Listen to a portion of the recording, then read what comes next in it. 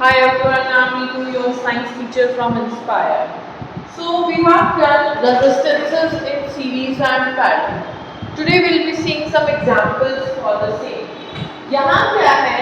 मैंने तीन resistance connect किए हैं, एक 5 ohm, 10 ohm, 15 ohm in series, and those are connected to a battery of 12 volt. So we have to find the total resistance of the circuit and potential across all the resistances like V1, V2, V3. We have to find this. Okay. So coming along, I want to see what is the formula of resistances in series. So resistance in series comes up to be R1 plus R2 plus R3 and so on. We have up to R3. So what would be the resistance in series? It would be 5 ohm plus 10 ohm plus 15. कितना होगा? 30. It is 30 ohm is the resistance of this complete circuit. Okay, now what is the potential difference across the battery? Potential is V. Potential is 12 volt, so we have V equals to 12 volt. Ohm's law क्या कहता है? Ohm's law कहता है V equals to IR. We have R. Can we find I from here? Obviously we can. Place the values. 12 equals to I into R. R कितना है? 30.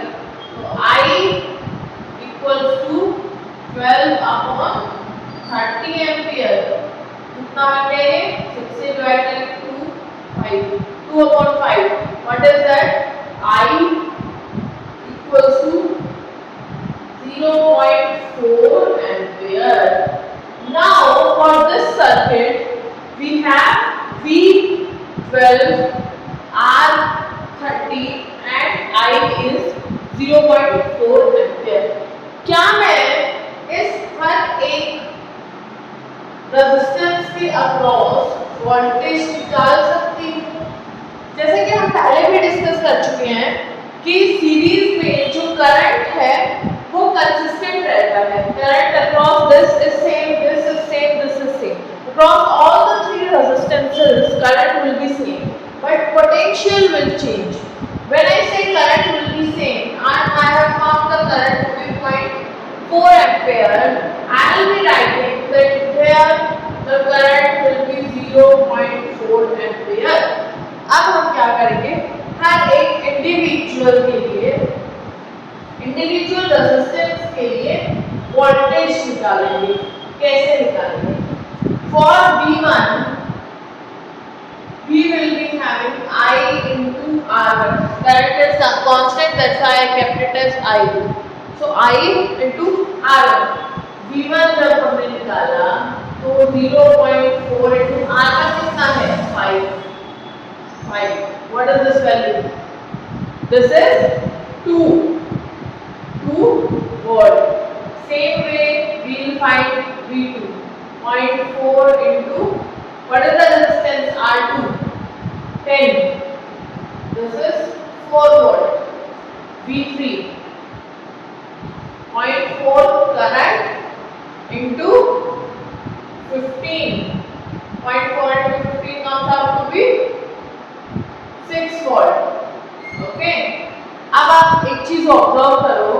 This is 2, 4, 6. R1 के across voltage potential difference, R2 के across potential difference और R3 के across potential difference. What is the sum? 6 plus 4 10, 10 plus 2 12 volt. What is 12 volt? 12 volt is the potential across the battery. The battery potential दे रही है as the sum of individual potential. So we have to calculate the readings of ammeter and voltmeter in this circuit. Okay, we have a 4 ohm resistance here, a 2 ohm resistance here, ammeter connected in series and voltmeter connected to this 2 ohm resistance. calculates the current and voltmeter measures the voltage around those 2 points. हमें क्या करना है, हमें निकालना है current और इन 2 points के बीच में पोटेंशियल डिफरेंस। करंट कैसे निकलेगा? For current we have to find it by V equals to IR. How do I know we will be finding it by using this formula? देखो, वोल्टेज हमें पता है, potential हमें पता है इधर 3 वोल्ट्स। रेजिस्टेंस इस पूरे सर्किट का हम सीरीज से निकाल लेंगे, तो हमें ये भी पता है, ये भी पता है, सिर्फ करंट निकालना है। कर सकते हैं? अब हम पहले निकालेंगे रेजिस्टेंस। रेजिस्टेंस क्या होगा? 2 resistors are connected in series, 4 and 2। Series में फॉर्मूला होता है R1 plus R2। तो रेजिस्टेंस क्या होगा? R1 I can say R1 plus R2।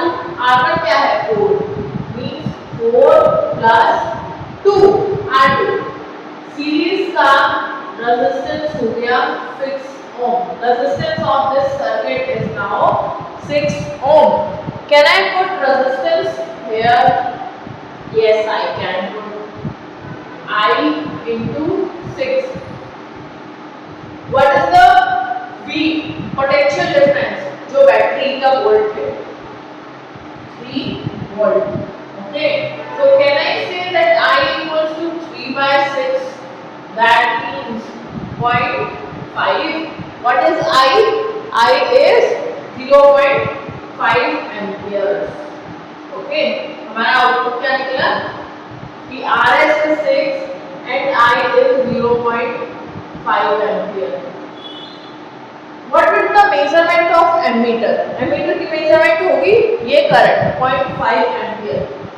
What will be the measurement of this voltmeter? इस voltmeter की measurement हम कैसे निकालेंगे?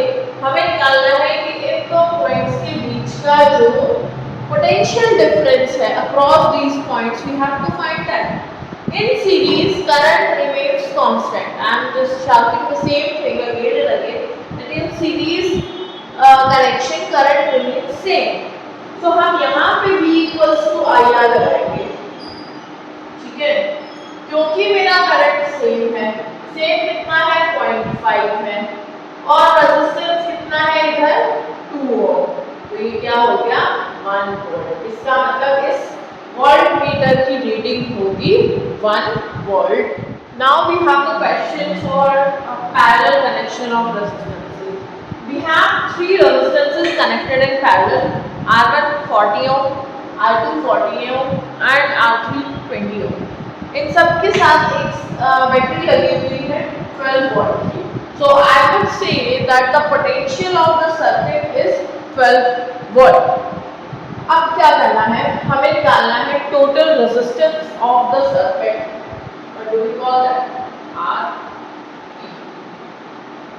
and current through all the individual resistances I1, I2, I3 भी हमें निकालना है। Okay, how do we do that?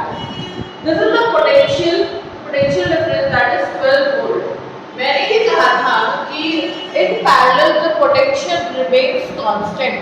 Potential remains constant मतलब potential between these two ends 12, potential between these two ends 12 volt, here 12 volt, here 12 volt। इसका मतलब V1, V2, V3 तो consistent है 12।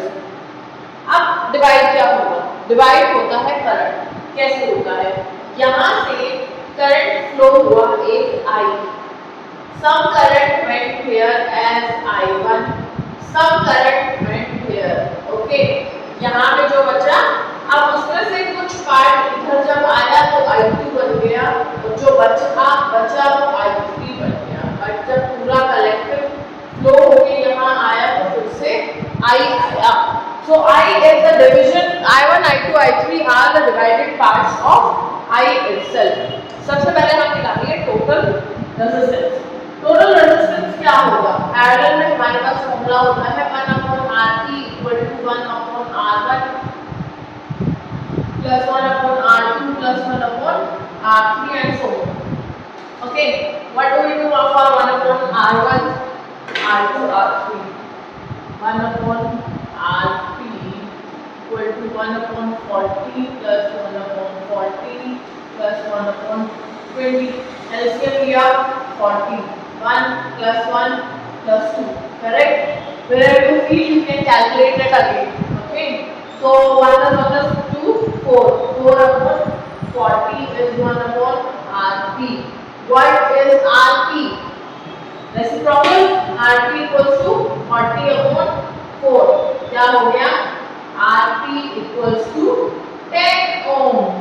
Okay, this is the total resistance of the circuit. If you remember, तो मैंने कहा था कि parallel का जो टोटल रेजिस्टेंस होता है वो हमेशा इंडिविजुअल रेजिस्टेंसेस से छोटा होता है. So RP is 10 ohm, which is smaller than 40, 40, 40 and 20. Okay, this is the total resistance. अब हमें क्या निकालना है? अब हमें निकालना है current flowing through every resistance. Current हम कैसे निकालेंगे? करंट के लिए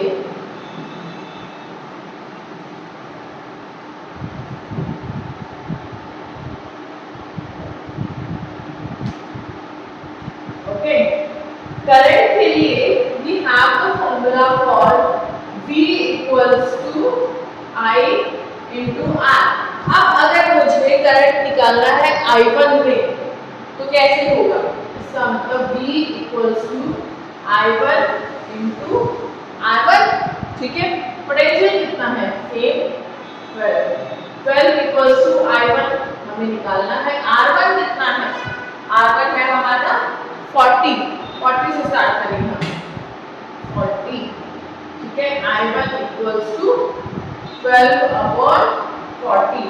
Same, I2 equals to 12 upon 40. I3 equals to what? 20 upon 40, which is okay. These are the I1, I2 and I3. We calculate this 0.3 amperes. This is also 0.3 and this is 0.6 amperes. These are the individual currents flowing through these resistances. If we sum up the current, we can find I equals to I1 plus I2 plus I3, which is 0.3 plus 0.3 plus 0.6. 0.6 plus 0.6, 1.2 ampere is the total current. You can relate it. How can you relate it?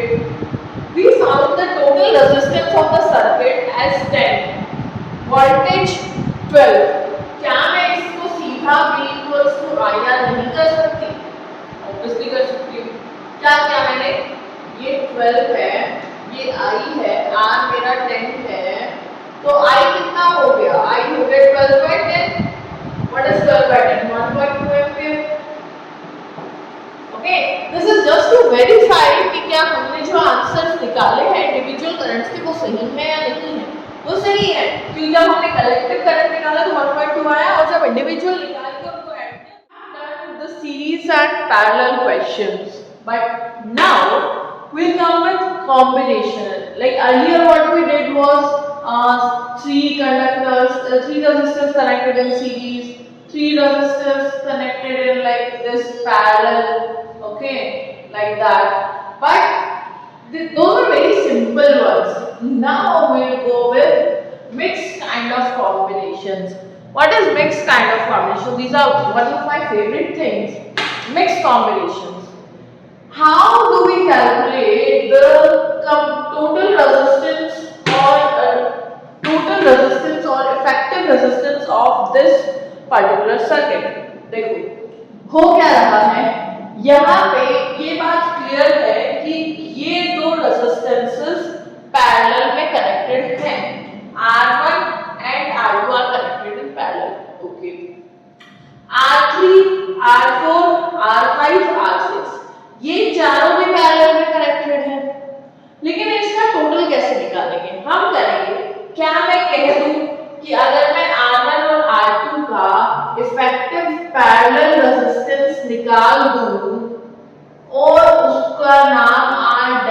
दे दूं तो उसको इस तरह से लगा सकती हूँ।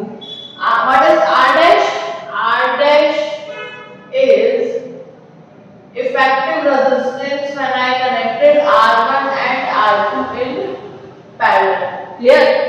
Same way, जब मैंने R3, R4, R5, R6 को जब पैरेलल में कनेक्ट किया और एक इफेक्टिव रेजिस्टेंस में निकाल के लेके आई, इनको भी कनेक्ट करके as a one parallel resistance जब मैंने इसको ट्रीट किया और I named it as R double dash. ठीक है, R double dash क्या है? R double dash है मेरा जब मैंने R3, R4, R5 और R6 को पैरेलल में कनेक्ट किया और एक बना दिया R double dash. I came to this. Okay, R dash इसका combination, R double dash इसका combination. Now see this circuit. This is our conclusion for that circuit. अब क्या है ये R dash और R double dash ये कैसे connected है? क्या ये सीरीज में कनेक्टेड नहीं है? Obviously सीरीज में कनेक्टेड है। तो अब हम इन दोनों को एज अ सीरीज ट्रीट करेंगे. That is R dash plus R double dash. ये क्या होगा? ये मेरा फाइनल रेजिस्टेंस होगा पूरे सर्किट का. मतलब मुझे क्या निकालना है? पहले R1 R2 से R डैश निकालना है, फिर इन चारों से R डबल डैश निकालना है और सबको ऐड करके R निकाल देना है. This is the simplified version of my complex circuit. अब क्या करना है? R डैश निकालो पहले. R डैश के लिए क्या होगा? 1 upon R dash equal to 1 upon 5 plus 1 upon 10. Clear? इसको निकालेंगे तो क्या आएगा? 10. 2 plus 1 3 upon 10. R डैश क्या हो गया? यहाँ लिख देंगे. R डैश क्या हो गया? 10 upon 3. R डबल डैश भी निकालना है. R डबल डैश क्या होगा? देखो R डबल डैश क्या होगा? R डबल डैश होगा 1 upon 15 plus 1 upon 20 plus 1 upon 25 plus 1 upon 30. Clear? इनका एलसीएम लेंगे 15 20 25 का एलसीएम बनता है 300. ठीक है, अब हम इसको सॉल्व करेंगे तो क्या आएगा?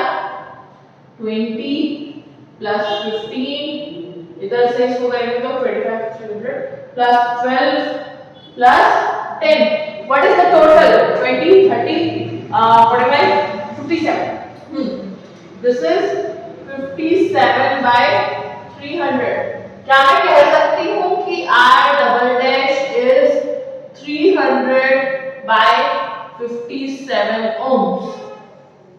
कितु 300 by 57 ohm. ये क्या होता है? ये होता है 3.33. 300 by 57 कितना होगा?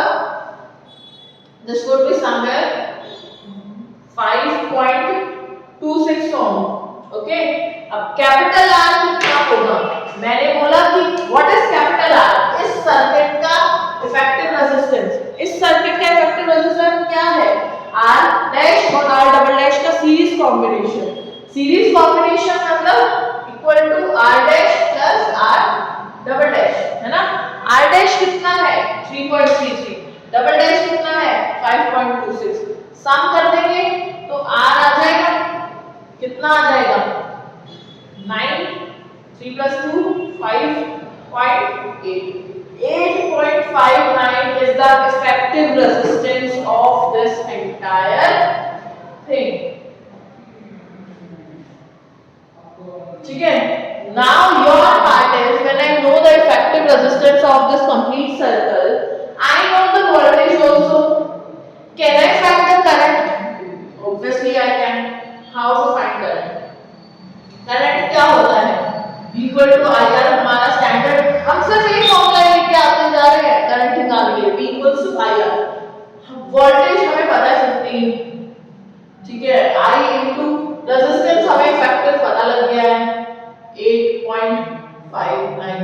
हम I निकाल लेंगे 15 upon 8.59. And we have one more mixed kind of combination.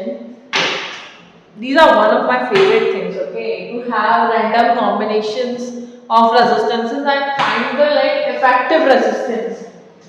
है क्या चीज? This is a combination of resistances. This was R1, R2, R3, R4, R5. Every resistance is of 3 ohm to reduce confusions. So I have kept the magnitude as 3 only.